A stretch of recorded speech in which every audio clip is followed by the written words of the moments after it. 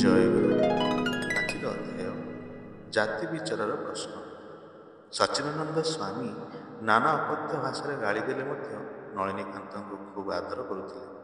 ସଚ୍ଚିଦାନନ୍ଦ ନିଜେ ଅଦ୍ୱିତୀୟ ଜ୍ଞାନ ସାଧନ ସିଦ୍ଧ ପଣ୍ଡିତ ଥିଲେ। ସଂସ୍କୃତ ଭାଷାରେ ତାଙ୍କର ମଧ୍ୟ ଅଗାଧ ପାଣ୍ଡିତ୍ୟ ଥିଲା। ସେ 5-6 ଘଣ୍ଟା ବ୍ୟାପୀ ସଂସ୍କୃତରେ ଅନର୍ଗଳ ବକ୍ତୃତା ଦେଇପାରୁଥିଲେ। ସଚ୍ଚିଦାନନ୍ଦ ନିଜେ ନଳିନୀକାନ୍ତଙ୍କୁ ଦର୍ଶନ ଶାସ୍ତ୍ର ଆଦି ପଢ଼ାଇଥିଲେ। ନଳିନୀକାନ୍ତ ସଚ୍ଚିଦାନନ୍ଦ ସ୍ୱାମୀଙ୍କ ନିକଟରେ ବହୁଦିନ ରହିବା ପରେ ତାଙ୍କର ସାହସ ସଞ୍ଚାର ହେବାରୁ ସେ ପ୍ରଶ୍ନ କରିବାକୁ ଆରମ୍ଭ କଲେ। ନଳିନୀକାନ୍ତଙ୍କୁ ରୋଷେଇ କରିବାକୁ ବଡ଼ କଷ୍ଟ ହୁଏ, କାରଣ ପାହାଡ଼ ତଳ ଝରଣାରୁ ପାଣି ଆଣି ରାନ୍ଧିବାକୁ ପଡ଼େ। ଦିନେ ନଳିନୀକାନ୍ତ ସଚ୍ଚିଦାନନ୍ଦଙ୍କୁ ପଚାରିଲେ, ଠାକୁର, ତୁମେ ତ ପରମହଂସ ସନ୍ନ୍ୟାସୀ, ତୁମର ପୁଣି ବର୍ଣ୍ଣାଶ୍ରମର ବିଚାର କ'ଣ? ତୁମେ ତ ଯାହା ତାହା ହାତରେ ଖାଇପାର, ତେବେ ଅନର୍ଥକ ମୋ ଉପରେ କାହିଁକି ସବୁ ଭାର ପକାଉଛ? ସଚ୍ଚିଦାନନ୍ଦ ପଚାରିଲେ, ଗୀତା ପଢ଼ିଛୁ? ନଳିନୀକାନ୍ତ କହିଲେ, ହଁ, ଖୁବ୍ ପଢ଼ିଛି। ଛତୁଟା ପଢ଼ିଛୁ। ସଚ୍ଚିଦାନନ୍ଦ ରୁକ୍ଷ ସ୍ୱରରେ ଜବାବ ଦେଲେ।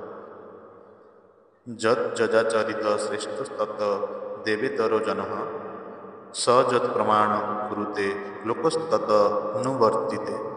ଏହାର ଅର୍ଥ କ'ଣ ଜାଣିଛୁ? ମୋର ଜାତି ବିଚାରରେ ନଥିଲେ ମଧ୍ୟ ସମାଜ ସଂସ୍କୃତି ନିମିତ୍ତ ଏସବୁ ମାନି ଚଳିବାକୁ ପଡ଼େ। ଏବେ ବୁଝିଲୁ? ନଳିନୀକାନ୍ତଙ୍କର ଶାସ୍ତ୍ରାଲୋଚନା। ନଳିନୀକାନ୍ତ ବାଲ୍ୟକାଳରେ ବିଦ୍ୟା ଅଭ୍ୟାସ କରିବା ସମୟରେ ପ୍ରାକୃତିକ ଭୂଗୋଳରୁ ଭୂବିଦ୍ୟା ପାଠ କରି ଗ୍ରହଣ, ଭୂମିକମ୍ପ ପ୍ରଭୃତିର କାରଣ ଯାହା ଅବଗତ ହେଉଥିଲେ, ତାଙ୍କ ହୃଦୟରେ ଦାରୁଣ ଦୁଃଖର ବୋଝ ଲଦି ହୋଇଥିଲା। ସେ ଦୁଃଖ କାହାକୁ ଜଣାଇ ନଥିଲେ କିମ୍ବା କେହି ମଧ୍ୟ ଜାଣିପାରି ନଥିଲେ।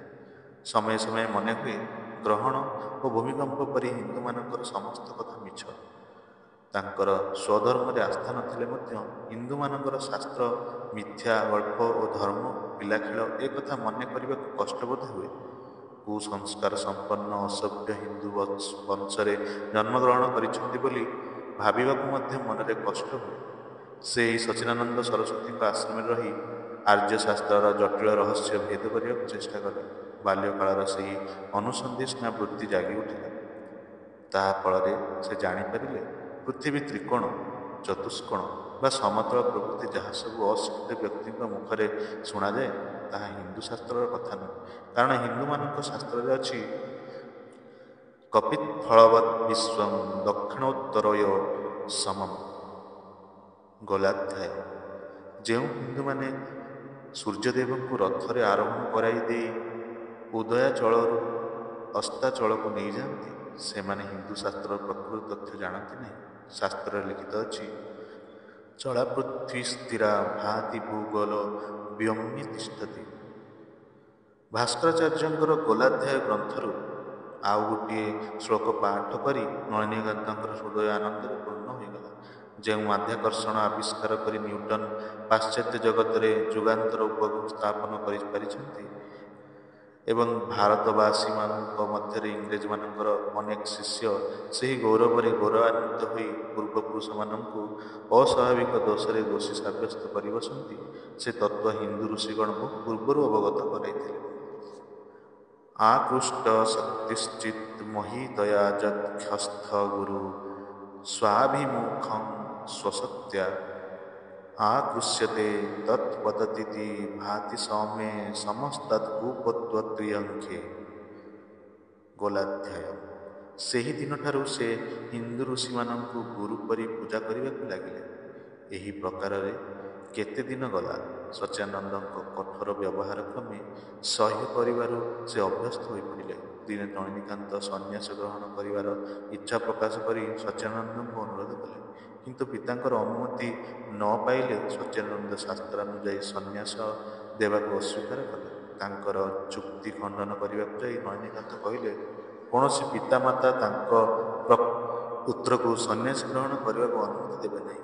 ବ୍ୟାସ ଜଗଦ୍ଗୁରୁ ସେ ମଧ୍ୟ ଶୁକଦେବଙ୍କୁ ସନ୍ନ୍ୟାସୀ ହେବାକୁ ଅନୁମତି ଦେଲେ ନାହିଁ। ଶଙ୍କରଙ୍କୁ ତାଙ୍କ ମାତା ସ୍ୱେଚ୍ଛାରେ ଅନୁମତି ଦେଇନାହାନ୍ତି। ଆଇନଠାରୁ ନିଜର ବଡ଼।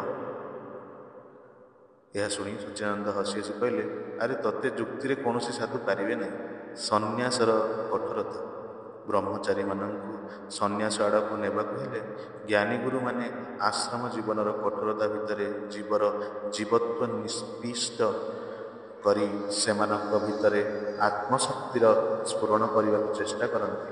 ଯେଉଁ ବ୍ରହ୍ମଚାରୀମାନେ ପ୍ରଫୁଲ୍ଲ ଅନ୍ତଃକରଣରେ ଓ ହସ ହସ ବଦନରେ ଗୁରୁଦେବଙ୍କର ଅତି କଠୋର ଆଦେଶ ମଧ୍ୟ ପାଳନ କରନ୍ତି, ଯେଉଁମାନେ କଠୋରତା ସହ୍ୟ କରି କରି ଏହିପରି ସହନଶୀଳ ହୋଇପଡ଼ିଛନ୍ତି ଯେ ହାତ କଟିଗଲେ ମଧ୍ୟ ଅଶ୍ରୁ ବର୍ଷଣ କରନ୍ତି ନାହିଁ, ସେହିମାନେ ହିଁ ଜ୍ଞାନପନ୍ଥୀ ସନ୍ନ୍ୟାସୀ ହେବାର ଯୋଗ୍ୟ ହୁଅନ୍ତି। କାରଣ ସଚ୍ଚିଦାନନ୍ଦ ସ୍ୱାମୀଙ୍କ ମତରେ 12 ଖଣ୍ଡ ଗ୍ରାମ ଯୋଡ଼ି ଭସ୍ମ କରିଦେଲେ ଯେତିକି ପାପ ଜଣେ ଲୋକକୁ ସନ୍ନ୍ୟାସ ଦେବା ପରେ ତାର ପତନ ହେଲେ ଗୁରୁଙ୍କର ସେତିକି ପାପ ହୁଏ। ଆଶ୍ରମର କଠୋରତା ବିଶେଷତଃ ପଶ୍ଚିମା ସାଧୁଗୁରୁଙ୍କ ଶାସନରେ ନଳିନୀକାନ୍ତଙ୍କର ଜୀବତ୍ୱ ଏପରି ଭାବରେ ନଷ୍ଟ ହୋଇଯାଇଥିଲା ଯେ ତାଙ୍କର ଆତ୍ମଶକ୍ତି ସନ୍ନ୍ୟାସ ଗ୍ରହଣ ପରେ କିପରି ସ୍ଫୁରିତ ହୋଇଥିଲା ତାହା ଆମେମାନେ ପରବର୍ତ୍ତୀ ଅଧ୍ୟାୟରେ ଦେଖିପାରିବା। ସନ୍ନ୍ୟାସ ଗ୍ରହଣ। ନଳିନୀକାନ୍ତଙ୍କର ସହନ ଶକ୍ତି ଓ ଗୁରୁ ସେବାରେ ସନ୍ତୁଷ୍ଟ ହୋଇ ସଚ୍ଚିଦାନନ୍ଦ ଦିନେ ରାତ୍ରିରେ ତାଙ୍କୁ ସନ୍ନ୍ୟାସ ଦେବା କଥା ନିଜେ ନିଜେ ପ୍ରକାଶ କଲେ। 1309 ସାଲ ଭାଦ୍ରବ 11 ଦିନ ଏଥିପାଇଁ ସ୍ଥିର ହେଲା। ନଳିନୀକାନ୍ତ ସନ୍ନ୍ୟାସ ନେବେ। ଏହି ଆନନ୍ଦରେ ନିର୍ଜନକୁ ଯାଇ ଚିକ୍କଣ ନୃତ୍ୟ କଲେ। ରାତ୍ରିରେ ନିଦ୍ରା ହେଲା ନାହିଁ। କୌଣସି ପ୍ରକାରେ ଅସ୍ଥିରତା ସହିତ ରାତ୍ରି କଟାଇ ସକାଳେ ଉଠି ସଚ୍ଚିଦାନନ୍ଦ ଯେ କେତେବେଳେ ସନ୍ନ୍ୟାସ ଦେବେ ସେ କଥା ବିଷୟ ଆଲୋଚନା କରି ଭାବିବାକୁ ଲାଗିଲେ। ପରେ ସଚ୍ଚିଦାନନ୍ଦଙ୍କ ଆଦେଶରେ ମସ୍ତକ ମୁଣ୍ଡନ କରି ଭାଦ୍ରବ ମାସର ପ୍ରଖର ସୂର୍ଯ୍ୟକିରଣକୁ ଟିକିଏ ହେଲେ ଭୂକ୍ଷେପ ନ କରି ଆନନ୍ଦରେ ପ୍ରାୟ 1 ମାଇଲ ଦୂରରେ ଥିବା ଝରଣାରେ ସ୍ନାନ ସମାପନ୍ତେ ଆଶ୍ରମକୁ ଫେରିଆସିଲେ। ତତ୍ପରେ ଯଥାରୀତି ଯାଜ୍ଞିକ ଅନୁଷ୍ଠାନ ଉତ୍ତାରୁ ସନ୍ନ୍ୟାସ ଗ୍ରହଣ କଲେ। ନଳିନୀକାନ୍ତ ନିଗମର ନିଗୂଢ଼ ରହସ୍ୟ ଅତି ଶୀଘ୍ର ଆୟତ୍ତ କରିଥିବାରୁ ସଚ୍ଚିଦାନନ୍ଦ ତାଙ୍କୁ ନିଗମାନନ୍ଦ ନାମ ଦେଲେ। ଜୟ ସନ୍ନ୍ୟାସର ଅନୁଭୂତି। ସଚ୍ଚିଦାନନ୍ଦ ସନ୍ନ୍ୟାସୀ ନଳିନୀକାନ୍ତଙ୍କୁ ଅହଂ ବ୍ରହ୍ମାସ୍ମି, ତୁମେ ବ୍ରହ୍ମ, ତୁମେ ମୁକ୍ତ, ଏହି ମହାବାକ୍ୟ ଶୁଣାଇ ଦେବା କ୍ଷଣି ସଚ୍ଚିଦାନନ୍ଦଙ୍କ ମନର ଅବସ୍ଥା ଆମୂଳ ପରିବର୍ତ୍ତନ ହୋଇଗଲା। ପୂର୍ବ ଚିନ୍ତା, ପୂର୍ବ କଥା ସେ ଏକାବେଳକେ ଭୁଲିଗଲେ। ମନରେ ଅଦ୍ଭୁତ ପୂର୍ବ ଆନନ୍ଦର ସ୍ରୋତ ଖେଳିଗଲା। ମନେ ହେଲା ଯେପରି ସେ ସ୍ୱର୍ଗର ନୂତନ ଭାବ ନେଇ ଖସି ପଡ଼ିଲେ। ଘରଦ୍ୱାର, ପିତାମାତା, ଭ୍ରାତାଭଗ୍ନୀ ପ୍ରଭୃତି ସମ୍ପର୍କ ସ୍ମୃତିପଟରୁ ଉଭେଇଗଲା। ପ୍ରତ୍ୟକ୍ଷ ମନେହେଲା ଅନନ୍ତ ଦୀପପୁଞ୍ଜ ସମୁଦ୍ରରେ ଭାସିଲା ପରି ତାଙ୍କର ଆଗରେ ବିରାଟ ସତ୍ତା ଭିତରେ ସମସ୍ତ ଜଗତ ଭାସୁଛି। ତାଙ୍କରି ଆଲୋକରେ ଚନ୍ଦ୍ର, ସୂର୍ଯ୍ୟ, ଗ୍ରହ, ନକ୍ଷତ୍ର ପ୍ରଭୃତି ଜ୍ୟୋତିର୍ମଣ୍ଡଳ ଉଦ୍ଭାସିତ ହେଉଅଛି। ତାଙ୍କର ଅସୀମ ଅସ୍ତିତ୍ୱବୋଧ ଲୋପ ପାଇଗଲା। ଭିକ୍ଷା କରିବା ନିମିତ୍ତ ଆଦେଶ। ସନ୍ନ୍ୟାସ ଗ୍ରହଣ ପରେ ନିଗମାନନ୍ଦ ପ୍ରତି ଗୋଟିଏ ନୂତନ କାର୍ଯ୍ୟର ଆଦେଶ ହେଲା। ସେ ପ୍ରତିଦିନ କିଛି ଭିକ୍ଷା କରି ଆଣିବେ ଓ ତଦ୍ଦ୍ୱାରା ଉଦରପୂର୍ତ୍ତି କରିବେ। ଯେତିକି ପ୍ରୟୋଜନ ପ୍ରତିଦିନ ଠିକ୍ ସେତିକିରୁ ବେଶୀ ଭିକ୍ଷା କରିପାରିବେ ନାହିଁ। 2 ଦିନର ଭିକ୍ଷା ଦିନକେ କରିବା ସନ୍ନ୍ୟାସୀଙ୍କ ପକ୍ଷରେ କର୍ତ୍ତବ୍ୟ ନୁହେଁ। ସଚ୍ଚିଦାନନ୍ଦଙ୍କର ରାଜା, ଜମିଦାର ପ୍ରଭୃତି ବହୁତ ବଡ଼ଲୋକ ଶିଷ୍ୟ ଥାନ୍ତି, କିନ୍ତୁ ସେମାନଙ୍କ ଘରୁ ଖାଇବା ନିଷେଧ। ନିଗମାନନ୍ଦଙ୍କର ଭିକ୍ଷା କରିବା ପ୍ରବୃତ୍ତି ଆଦୌ ନଥିଲା। ଭିକ୍ଷାବୃତ୍ତିକୁ ସେ ବଡ଼ ଘୃଣା କରୁଥିଲେ। ସୁତରାଂ ଯେଉଁଦିନ ଭିକ୍ଷା ମିଳେ ନାହିଁ ସେହିଦିନ ଅଗତ୍ୟା ଉପବାସ କରୁଥିଲେ। ସଚ୍ଚିଦାନନ୍ଦ ନିଗମାନନ୍ଦଙ୍କ ଉପବାସ ରହିବା କଥା ଶୁଣିଲେ ନାନା ଶ୍ଲେଷପୂର୍ଣ୍ଣ ବାକ୍ୟରେ ତାଙ୍କୁ ତିରସ୍କାର କରନ୍ତି। ତାହାପରେ ଦିନେ ନିଗମାନନ୍ଦ ଭିକ୍ଷା ଥାଳି ନେଇ ପଥିକମାନଙ୍କ ନିକଟରୁ ଭିକ୍ଷା ମାଗିବା ଉଦ୍ଦେଶ୍ୟରେ ରାସ୍ତାକଡ଼ରେ ଛିଡ଼ା ହେଲେ। ଜଣେ ପଥିକକୁ ଦେଖି ଭାବିଲେ ଯେ ସେ ନିଶ୍ଚୟ ଏହି ଆଗନ୍ତୁକକୁ ମାଗିବେ, କିନ୍ତୁ ଲୋକଟି ତାଙ୍କ ପାଖକୁ ଆସିବା କ୍ଷଣି ନିଗମାନନ୍ଦଙ୍କ ଛାତି କମ୍ପି ଉଠିଲା ଓ ସେ ଲଜ୍ଜାରେ ପଥିକଙ୍କୁ କିଛି ନ ମାଗି ଚୁପ୍ ରହିଗଲେ।